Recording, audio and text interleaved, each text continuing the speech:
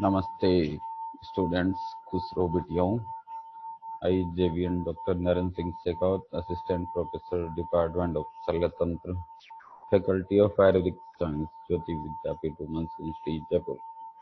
In previous class, we discussed about injury to the urethra. In today's class, we will discuss about the structure of urethra. Let's begin with classification. First means etiologically classification first. There's two types, congenital and inflammatory. A. Post-gonococcal is common as 70%. Gonococcal stricture occurs 1 year after infection. Retention develop only 10 to 15 years later. Common in the bulb of urethra, especially in the roof. Here, multiple strictures are common. Proximal stricture is narrowest. B. Tuberculosis and other infection may include urethritis. Traumatic bulbar membranous.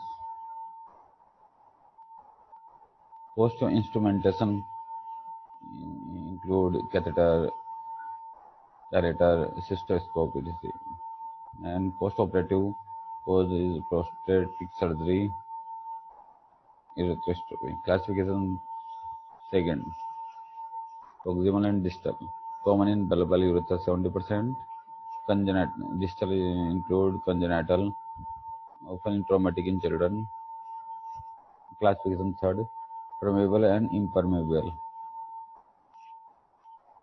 Classification 4, passable and impassable. Passable allows catheter to pass. Classification 5, it can be single or multiple. Classification 6, according to the part involved in the roof or in the floor. Clinical features, poor urinary stream, fogging and spraying of the stream, incomplete emptying, frequency, dysuria, retention and often with overflow, pain, burning micturition, suprapubic tenderness, thickening and button-like feeling in bulbar urethra. Bulbar urethra is felt clinically by lifting the scrotum in midline in the perineum. Investigation, as you can see, urine microscopy and culture, blood urea, serum creatinine, IBU to see hydronephrosis and function of kidney, ultrasonography of abdomen, X-ray of pelvis to see old fractures, with osteoptoma, ascending ureterogram, urodynamic studies, and urethoscopy, all more than investigation. In this picture, as you can see, ascending ureterogram showing failure of dye to pass due to stricture of urethra. Next, ascending ureterogram showing stricture of urethra. In this picture, as you can see the images and the stricture of urethra. This is the cystoscopic view of urethral stricture. Treatment. Intermittent dilatation. Gradual dilatation, initially with thin dilators, later with a thicker dilators of increasing size. Dilatation should be done in OT under aseptic precautions.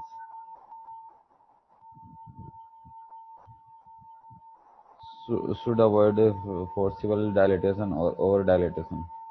Dilatation is done once a week for 1 month, once a month for 1 year, and later once in a year on his birthday. Dilators used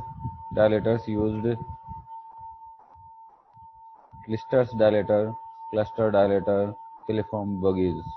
Complication of dilatation, infection and bleeding due to trauma, false passage, fistula formation. Second treatment is visual internal cystoscope, erythrostomy or stricturotomy. Here using cystoscope, stricture is visualized and is cut at 12 o'clock position until it bleeds.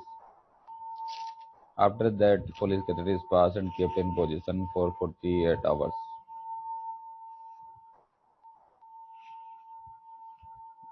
External ureterotomy.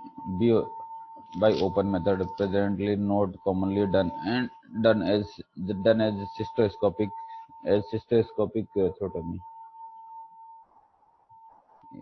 is more popular. It is presently done as an initial stage surgery for arthroplasty.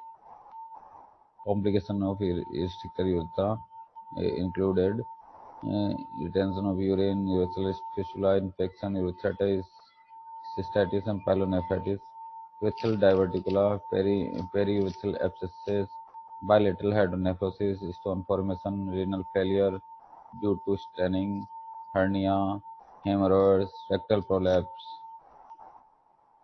Yes. So then this is all about the structure of urethra. This session is powered by digital version 2.0 Jyoti Vidyapeeth Women's University in Jaipur.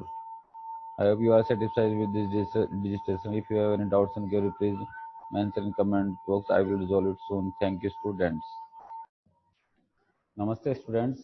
I, J1 Dr. Naren Singh Segat, Assistant Professor, Department of Shalyatantra, Faculty of Ayurvedic Science, Jyoti Vidyapeeth Women's University, Jaipur. In previous class, we discussed about anatomy of chest, then hemothorax, then empyema, then pneumothorax. Now we will discuss pleural effusion in today's class. Let's start from pleural effusion. What is the pleural effusion? Pleural effusion means fluid accumulation in the pleural space occurs in acute or chronic disease of the pleura. Means कोई भी pleura की acute और chronic disease की वजह से fluid का accumulation हो जाए कहाँ पे pleural space में. With the exception of primary pleural disease such as malignancy or tuberculosis,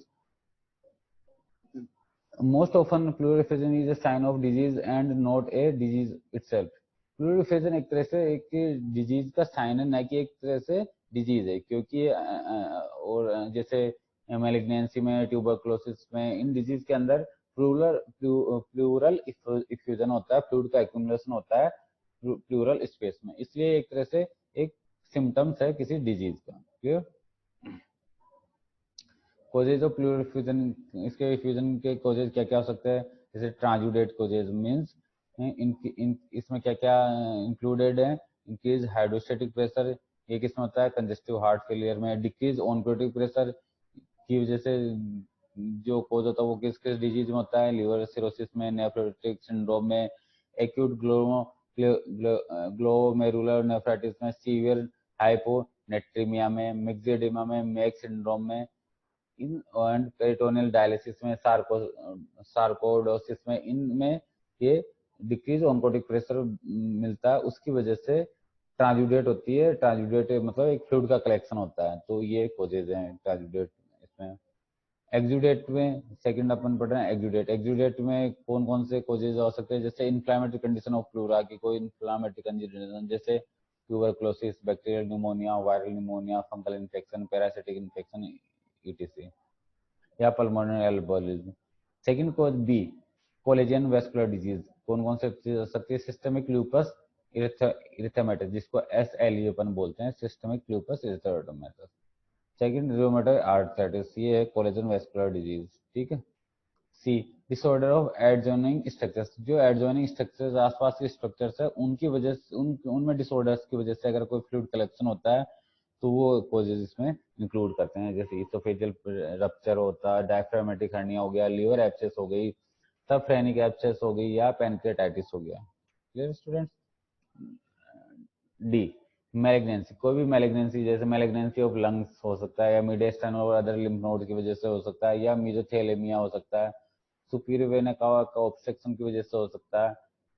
इन सब की वजह से मैलिग्नेंसी, इन मैलिग्नेंसी की वजह से भी वहाँ पे फ्लूइड कलेक्शन हो सकता है. फिर है मीडियस्टाइनिटिस.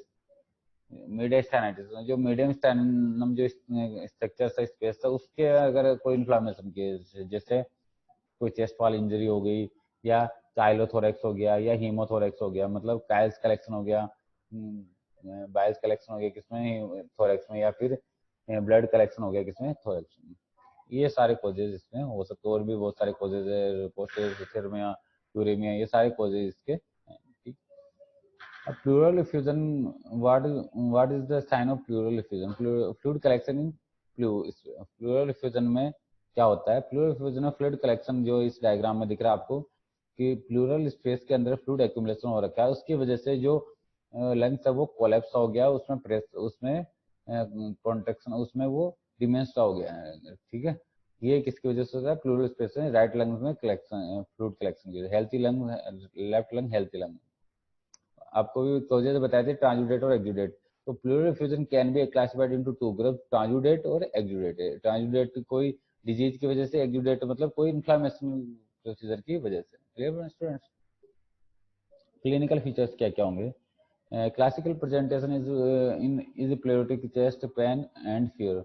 जो चेस्ट में पेन होगा और फीवर होगा उसकी वजह से, क्योंकि वहाँ पे फॉरेन बॉडी में फ्लूइड कलेक्शन हो गया है। जो रेस्पिरेशन होगा ग्रेविटेड हो जाएगा, फीवर प्रेजेंट हो जाएगा। तो जो जिसमें एक्सुडेट आपको मिलता है उसके अंदर फीवर मिलेगा, क्योंकि वहाँ पे इन्फ्लामेटरी इन्फेक्टिव पैथोलॉजी है वहाँ पे, इसलिए। It large effusion there may be haemodynamic disturbance resulting in dyspnoea and cardiac embarrassment. तो इसमें लार्ज इफ्यूजन मिलेगा, हीमोडायनेमिक डिस्टर्बेंस मिलेगा, डिस्निया मिलेगा और कार्डिक डिस्टर्बेंस मिलेगा, एम्बेरसमेंट। फिजिकल एग्जामिनेशन में क्या होगा? फिजिकल एग्जामिनेशन में अपन कुछ मूवमेंट्स देखते हैं, अफेक्टेड साइड के जो लंग्स है उसके मूवमेंट्स अपन देखते हैं।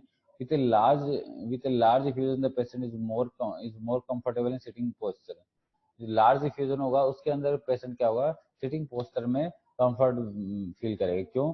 सिटिंग पोजीशन में जो जो फ्लूइड है वो लंग्स के बेस में चला जाएगा, जिससे लंग्स पे प्रेशर क्रिएट कम होगा, इसलिए वहां पे patient easily comfortable feel. There is impaired vocal fremitus होगा, स्टोनी डलनेस होगी, percussion on the affected area होगा, ब्रीथ साउंड कम हो जाएगी या एब्सेंट हो जाएगी, ठीक है। ये बहुत सारे इसमें आपको मिलेंगे, ठीक है। इन्वेस्टिगेशन अपन क्या क्या करा सकते हैं? सीबीसी कराएंगे, ईएसआर कराएंगे, एसिड एफ भी कराएंगे, एसिड फास्ट और ट्यूबरकुलर बेसिलाई का अपन स्पुटम एग्जामिनेशन कराएंगे, मोन्टिक्स टेस्ट कराएंगे, सीरोलॉजिकल टेस्ट अपन anti nuclear and rheumatoid factors का टेस्ट कराएंगे फॉर सस्पेक्टेड कोलिजन डिसऑर्डर्स के लिए, ठीक है। Chest X ray most important, chest X ray अपन देखेंगे, depend on the amount of fluid. उससे क्या होगा, अमाउंट ऑफ फ्लूइड का पता चलेगा, एक्सो ब्लंटिंग कोस्ट ऑफ जो उसकी मीडियस्टाइनम की स्ट्रक्चर है वो उसमें दिखाई देगी, तो ये चेस्ट एक्सरे इंपॉर्टेंट है, ठीक है। ये जो diagram, this diagram is showing the fluid collection in left lung. तो X ray show left sided pleural effusion, dark shadow denotes air filled lungs and white shadow denotes fluid। जो dark shadow है lungs की, वो उस lungs में वो normal healthy lungs है, लेकिन जो फ्लूइड कलेक्शन की वजह से क्या हो गया, वो व्हाइट शेडो बन रही है, denotes fluid.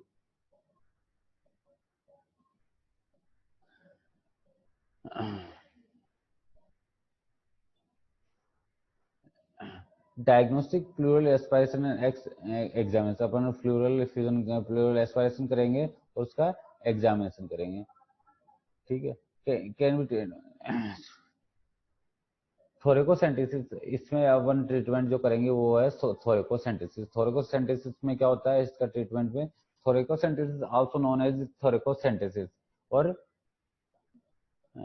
थोरेकोसेंटेसिस also known as thoracentesis और pleural tap is an invasive procedure to remove fluid or air from pleural space for diagnosis और therapeutic purpose। थोरेकोसेंटेसिस का अपन यूज डायग्नोसिस पर्पज के लिए भी कर सकते हैं और थेरेपेटिक पर्पज के लिए भी कर सकते हैं। इसमें एबनॉर्मल एयर का भी अपन रिमूव कर सकते हैं, एवोकेट कर सकते हैं, और वहां से फ्लूइड भी कलेक्शन, फ्लूइड भी अपन रिमूव कर सकते हैं। तो थोरेकोसेंटेसिस का यूज अपन न्यूमोथोरेक्स के ट्रीटमेंट के लिए भी कर सकते हैं और प्लूरल इफ्यूजन के लिए भी। एक कैनुला और होलो needles is carefully introduced into the thorax through the mid axillary line. Mid axillary line से अपन उसके, ये मिड एक्सिलरी लाइन यहाँ से अपन लेफ्ट साइड में मिड एक्सिलरी लाइन से इसके साइड में, ये डायग्राम में दिखा रखा है, लाइन से अपन 8th और 9th और 10th इंटरकोस्टल स्पेस में अपन डालेंगे। The maximum recommended limit is 1000 to 15 mm single thoracocentesis. ये मिड एक्सिलरी लाइन से अपन उसमें डालेंगे, और ये 8, 9, 10 और 10th इंटरकोस्टल स्पेस में अपन उसके डालेंगे, ठीक है। तो उसमें अपन ये नीडल डालेंगे और एक सिंगल बार में अपन कितना 1000 से 15 ml फ्लूइड वहां से कलेक्शन अपन रिमूव करेंगे। This is showing the thoracocentesis. ठीक है, this is the treatment of thoraco sorry this is the treatment of pleural effusion। Yes, students, this is all about the pleural effusion. Thanks, students.